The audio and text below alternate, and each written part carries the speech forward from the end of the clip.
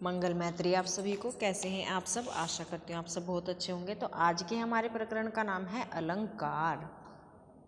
अलंकार शब्द का शाब्दिक अर्थ होता है आभूषण यानी गहने। जैसे एक स्त्री अपनी सुंदरता को बढ़ाने के लिए बहुत सारे गहने धारण करती है, उसी प्रकार भाषा की सुंदरता बढ़ाने के लिए, उसमें चमत्कार उत्पन्न करने के लिए अलंकार का प्रयोग किया जाता है। उसको सुंदर बनाने के लिए, उसको अच्छा बनाने के लिए अलंकार का प्रयोग किया जाता है। जैसे कि आज आप सभी देखेंगे कि आज का बड़ा महत्वपूर्ण दिन है स्त्रियों के लिए। तो आज सभी स्त्रियां क्या कर रही हैं? बहुत सारे गहने धारण कर रही हैं। किस लिए कर रही हैं? कि वो सुंदर दिखे। तो इसी प्रकार भाषा की, यानी जो हमारी हिंदी भाषा है, उसकी सुंदरता बढ़ाने के लिए, उसमें चमत्कार उत्पन्न करने के लिए, उसको अच्छा बनाने के लिए हम किसका प्रयोग करते हैं? अलंकारों का।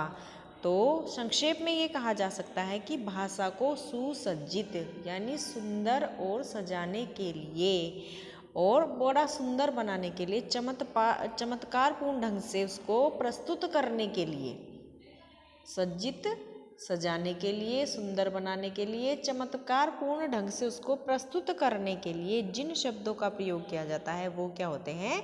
अलंकार होते हैं। ठीक है बेटा। अलंकार के भेद, अलंकार के 3 भेद माने गए हैं: शब्दालंकार, अर्थालंकार और उभयालंकार। तो आपके सिलेबस में केवल शब्दालंकार है, तो पढ़ते हैं शब्दालंकार। जहाँ शब्दों के द्वारा भाषा में चमत्कार उत्पन्न होता है वो शब्दालंकार कहलाते हैं।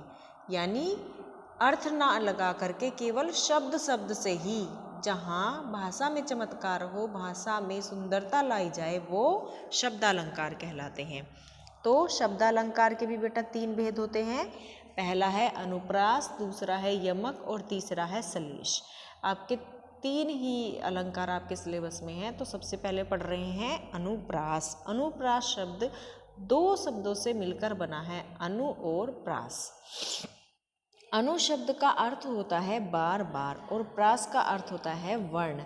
तो जब एक ही वर्ण, वर्ण बेटा शब्द नहीं, क्या वर्ण, वर्ण क्या होते हैं? क ख ग अ ई उ, ये सारे हमारे क्या हैं? वर्ण हैं। तो जब एक ही वर्ण बार बार आए तो वो क्या होता है? अनुप्रास अलंकार। जब एक ही वर्ण की बार बार आवृत्ति हो तो वो अनुप्रास अलंकार कहलाता है। उदाहरण: तरनी तनुजा तट तमाल तरुवर बहु छाए। देखिए त वर्ण की यहाँ क्या हो रही है? बार बार आवृत्ति हो रही है, यानी एक ही वर्ण त यहाँ बार बार आ रहा है, तो इसलिए ये क्या है? अनुप्रास अलंकार, अनुप्रास अलंकार सॉरी। यमक अलंकार। यमक अलंकार शब्द का अर्थ होता है 2। क्या अर्थ होता है? 2। जब एक ही शब्द एक से ज़्यादा बार प्रयोग किया जा रहा है तो वो क्या है? यमक अलंकार है। यानी एक शब्द एक बार से ज़्यादा आ रहा है, वहाँ क्या था? वर्ण आ रहा है बार बार। अनुप्रास में क्या था? वर्ण बार बार आ रहा है, और यहाँ क्या है? शब्द है। तो जब एक ही शब्द बार बार आता है, तो बार बार क्या? 2 बार आता है, तो यमक अलंकार कहलाता है। उदाहरण: कनक कनकते सोगुनी। कनक कनक शब्द कितनी बार आया है? 2 बार, लेकिन उसका अर्थ क्या होता है बेटा? अलग होता है। कनक कनकते सोगुनी मादकता अधिकाए, वा पाए बोराए जग, वा खाए बोराए। तो यानी कनक शब्द का पहले का क्या अर्थ है? सोना, और दूसरे का धतूरा। तो इस प्रकार ये क्या हुआ? यमक अलंकार। तीसरा है श्लेष अलंकार।